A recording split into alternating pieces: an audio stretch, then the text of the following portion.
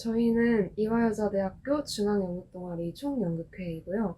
1985년 깨어있는 연극을 위하여라는 대기조에서 시작해서 지금 40년 정도를 이렇게 깨어있는 연극을 만들기 위해서 활동하고 있는 동아리이고요. 저희는 가을과 봄 1년에 총 2번 정기 공연을 올리고 있어요.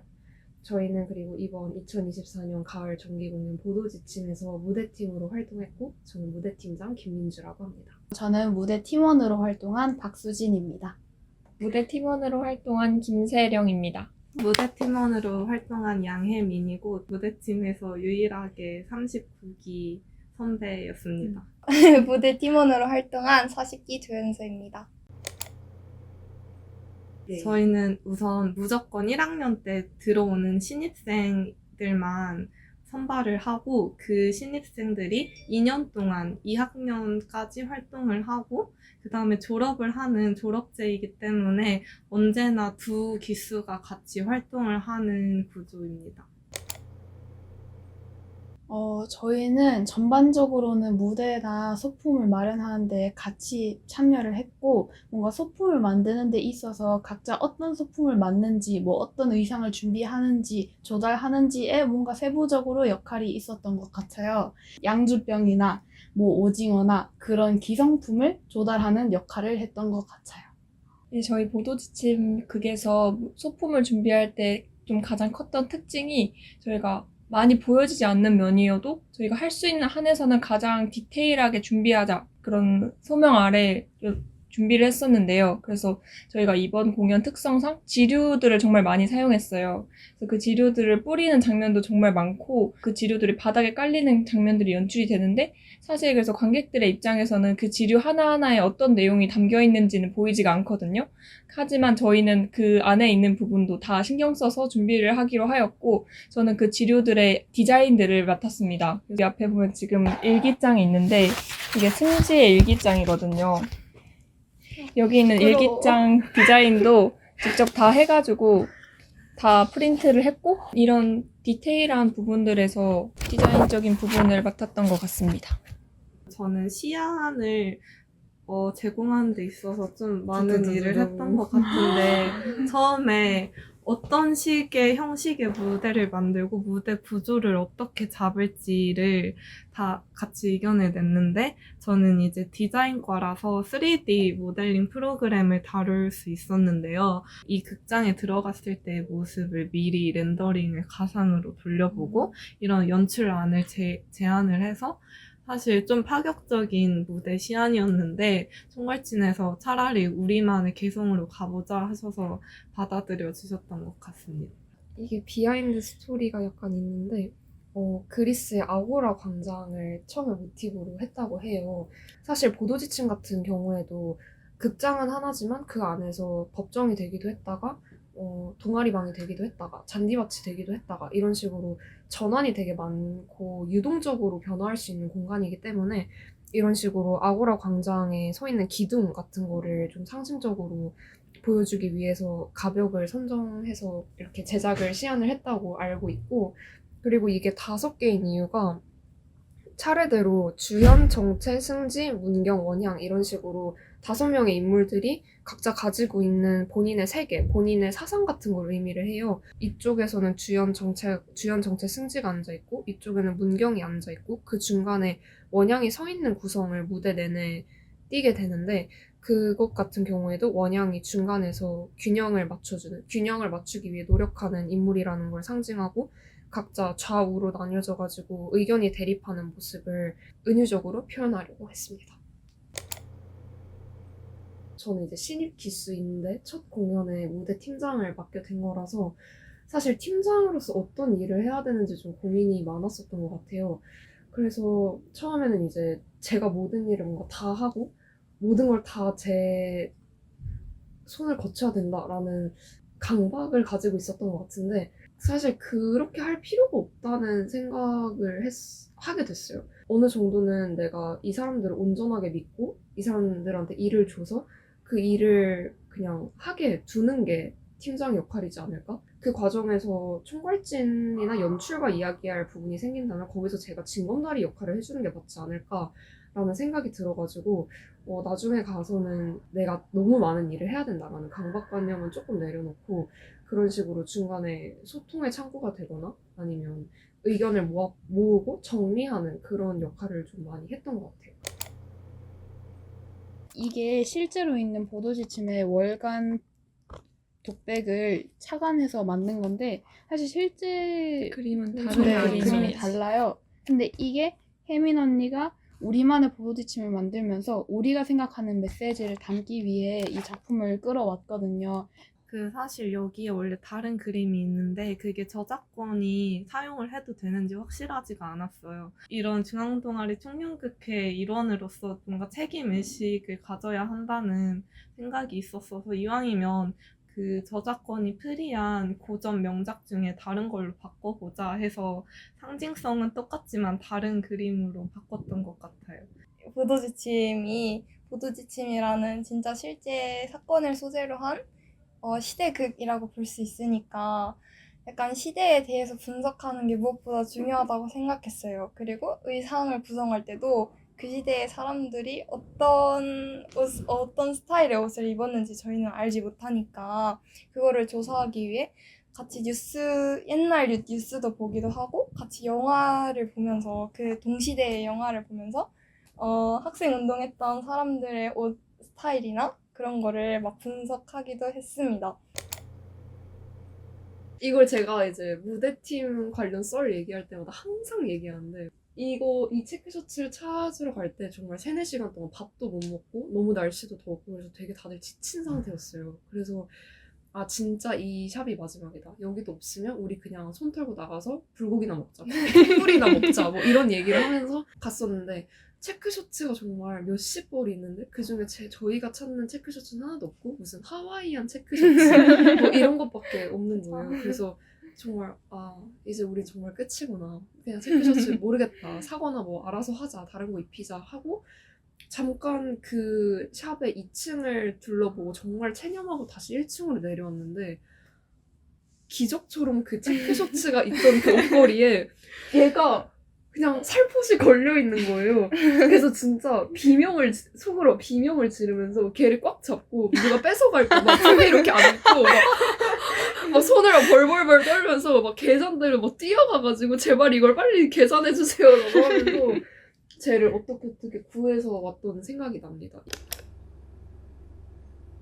저희가 공연이 끝나고 나서 저희 예전 기수 선배분들이 꽤 많이 와주셨어요. 근데 그 와주신 분들 중에서 나이대가 이제 한 40대, 50대 되시는 분들도 있었는데, 이제 그래서 저희 보도지침의 공연 자체의 시간대 있잖아요. 그때의 역사적 연도에 실제로 학교를 다니셨던 분들이 와주셔가지고, 그 당시에 있었던 총연극회 분위기가 어땠는지, 실제로 학생운동을 참여하셨던 경험들이 있으신 분들께서 언니 손에 이렇게 이끌려서 갔었는데 너무 무서웠다. 그때 막 부원 언니들 중에서 학생운동을 하다가 퇴학을 당했다가 다시 이렇게 복적이 되셔가지고 복학한 상태에서 같이 학교를 다니는 언니들이 있었는데 그 언니들을 마주칠 때 좀 무서웠던 기억이 있다. 그러면서 저희 공연을 보면서 그때의 추억이 떠올라서 뭔가 총연극회가 자신들의 학교 생활, 그러니까 청춘을 연결해주는 연결고리 같다는 말씀을 해주셨는데 그게 정말 기억에 남았습니다. 그때 분위기나 뭐 그 당시에 언니들 보면서 언니들이 겪었던 그런 뭔가 불합리한, 예를 들면 학교 퇴학을 당했던 것들이나 그런 분위기가 저희 보도지침 내에서 많이 묻어나서 비슷했다고 말씀해 주셨던 것 같아요. 그리고 실제로 이게 역사적 사건을 배경으로 하고 있는 것도 맞지만 이 극을 쭉 따라가다 보면은 사람들이 다 어떤 선택을 했을 때 그 선택을 마냥 비판하거나 마냥 옹호할 수는 없거든요. 저는 총괄진으로서 이 극을 만들 때 가장 1순위로 잡고 있던 목표가 어떤 캐릭터도 온전히 미워할 수 없게 만들 것이라는 게 저의 가장 큰 목표였어요.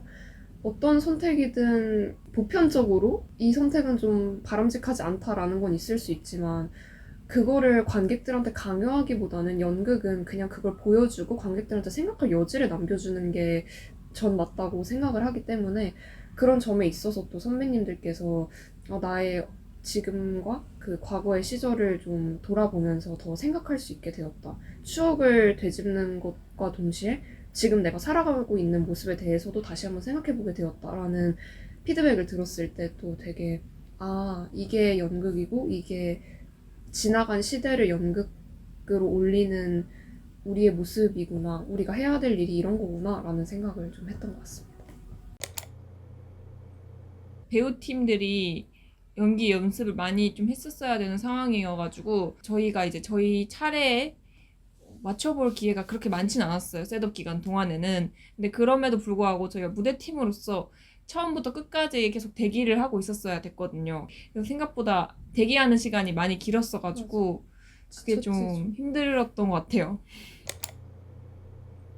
저 같은 경우에는 정체가 가장 애정이 많이 갔어요. 이 극에서 제가 생각하는 정체는 정말 변화라는 말이 잘 어울리는 사람이에요. 변화, 성장이라는 단어가 딱 정체하면 전 떠오르는데 사실 정체가 처음부터 그렇게 막 정의를 위해서 맞서 싸우고 그런 캐릭터는 아니었어요. 그냥 동아리방에서 이제 뭐 CC도 하고 싶고 술도 마시고 싶고 그런 그냥 정말 평범한 대학생이었는데 잔디밭에서의 그 경험을 통해서 나중에는 정말 가장 뜨겁게 정의를 외치는 사람으로 변모했다는 점에서 이 사람이 변화한 계기가 연극 동아리였다는 점에서 저희가 많이 겹쳐 보이면서 되게 애정이 많이 갔던 것 같아요. 이게 저도 총연극회 안에서 항상 변화를 하고 있다고 느끼거든요.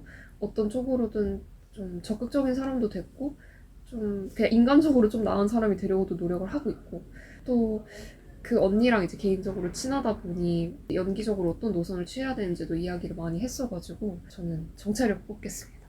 저는 일단 가장 마음이 갔던 캐릭터는 원향이에요. 일단 이 여원 배우님이 너무너무 연기를 원향같이 하셔서 일단 첫 번째로 그게 인상 깊었고 두 번째로는 원향이 뭔가 그 사회적인 딜레마 속에서 처음에는 노력하려고 했지만 현실적인 한계에 부딪혀서 나름대로 노력하면서 회의감을 느끼는 그런 캐릭터인데 사실 제가 뭐 평소에 사회에서 생각하는 것도 있고 그냥 사소하게 일상 속에서 생각하는 것도 그렇고 뭔가 저와 닮아있지 않나라는 생각이 들어서 인상이 깊었어요. 그리고 약간 재밌게 관계성을 이야기해보자면 이 위에 이 4명의 학생들이 참 귀엽더라고요. 동아리 씬에서 뭐 술을 마시거나 친구들끼리 야 우리 이걸로 연극 올리자 할 때 너무 귀엽고 그 시절 연극을 올리려는 대학생의 면모를 4명이서 참 단란하게 잘 표현한 것 같고 물론 나중에 뭐 법정씬에서는 조금 현실적이게 되기도 하고 약간 이상을 추구하기도 했지만 그 모습조차도 정말 그들의 있는 그대로를 보여주는 것 같아서 저는 이들의 관계성이 참 인상 깊었어요. 저는 연극이 사실은 제 속에 있는 어떠한 말 못할 마음을 모든 사람들에게 보여주는 행위라고 생각해요.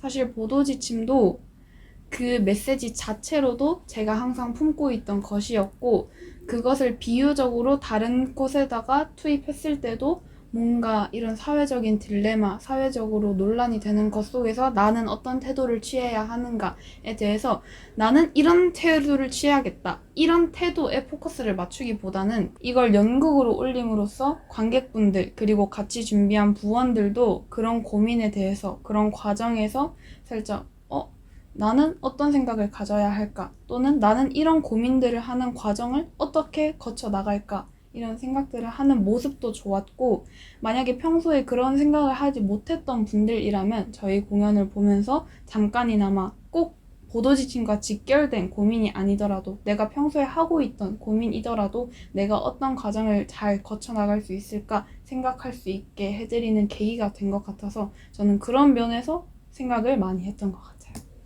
그래서 또 관객들에게 드리고 싶은 말이 저희가 연극을 준비하면서 제가 느낀 감정이 연극이랑 영화, 이런 애니메이션, 뭔가 그런 플랫한 것들이 연극과 다른 점은 연극은 그런 노력한 산물을 직접적으로 보는 거기 때문에 뭔가 그런 박력이 좀 다르다고 생각해요. 그래서 그런 저희의 노력의 성과를 직접 보러 와주셔가지고 그 안에 빠져들어서 크게 몰입을 할 수 있었으면 좋을 것 같다는 말씀을 드리고 싶습니다. 지인들이 정말 많이 보러 와줬는데 그래서 그 지인들에게 정말 많이 고마움을 표했고 그런 하나하나의 마음들이 모여서 저희 연극을 더 풍요롭게 해주는 것 같아서 굉장히 감사하다고 말씀드리고 싶습니다. 연극을 보면 뭔가 나에 대한 생각도 물론 자세히 알 수 있지만 타인이 세상을 바라보는 시각들에 대한 걸 좀 넓힐 수 있는 기회라고 생각했어요. 그래서 대학에 온 만큼 조금 더 많은 걸 배우고 싶었고 그게 연극이 되면 참 좋겠다라고 생각해서 연극은 약간 세상을 바라보게 넓게 바라볼 수 있는 창구라고 생각합니다. 일단 연극이 저한테 주는 의미는 이걸 제가 면접 때, 여기 들어오는 면접 때도 말했었는데 과정의 아름다움인 것 같아요. 저는 지금까지 정말 지독한 결과주의자로 살아왔었는데 연극을 만들고 올리면서 과정은 과정대로도 충분히 그 자체로 아름다울 수 있구나라는 걸 많이 느꼈어요. 왜냐하면 관객들이 바라보는 연극과 연극 동아리가 바라보는 연극은 같을 수가 없거든요. 정말 무대팀 백스테이지에서 발소리라도 혹시 날까봐 신발 다 벗고 몇 시간 내내 서 있었던 거, 정말 보이지 않는 곳에서 바쁘게 뛰어다녔던 거, 남들이 알아봐주지 못할 거라고 우리가 다 알고 있으면서도 정말 지독하게 챙기려고 했던 그런 디테일들, 그런 게 지나고 나서 생각해보면은 누구를 위해서 한 게 아니라 저와 저희를 위해서 한 거였거든요. 그래서 저는 이번 정기 공연을 올리면서 정말 연극을 이루는 모든 부분을 많이 좋아하게 된 것 같아요. 좋아하게 됐고, 또 이제 마지막으로 연극을 보러 와주신 관객분들께 한마디를 하자면, 제가 프로그램북에도 썼던 말이 있는데, 저는 총연극회에서 하는 모든 일들이 다 저한테 도전이고, 매 순간 나를 시험해보는 과제라고 생각해요. 내가 얼마나 더 잘할 수 있을지, 내가 얼마나 완벽하게 할 수 있을지, 그런 거라고 생각을 하는데, 그래서 정말 잘 하고 싶고, 아쉬움이 남는 정기 공연이지만 그래도 저희는 그 안에서 최선을 다했다고 생각을 하고, 또 총연극회가 또 연극을 잘 만들기로 아주 유명하기 때문에 저희는 이제 또 저희가 할 수 있는 깨어있는 연극을 위해서 또 앞으로 열심히 걸어 나갈 거고 정말 다들 잘 해낼 거고, 그래서 저도 그 역시 총연극회라는 말이 나오는데 되게 도움이 많이 되고 싶어요. 시간 내서 보도 지침을 보러 와주셔서 정말 먼 길임에도 보러 와주셔서 정말 감사하고, 내년 2월에 저희 봄 정기 공연도 많은 기대해 주시기를 바랍니다. 감사합니다. 돈 깨는 연극을 위하여 2초면 연극을 하려고 목숨을 바쳐라. 연극은 이럴 때 아름다워라. 술 마실 때 한 번쯤은 목숨을 내려고 마셔보라. 무대에서 맺어진 동지가 있다면 바쳐야 한다. 죽는 날까지 아낌없이 바쳐라. 바닥에는 좋으면 움켜쥐고 어이 맞춰라 총이야.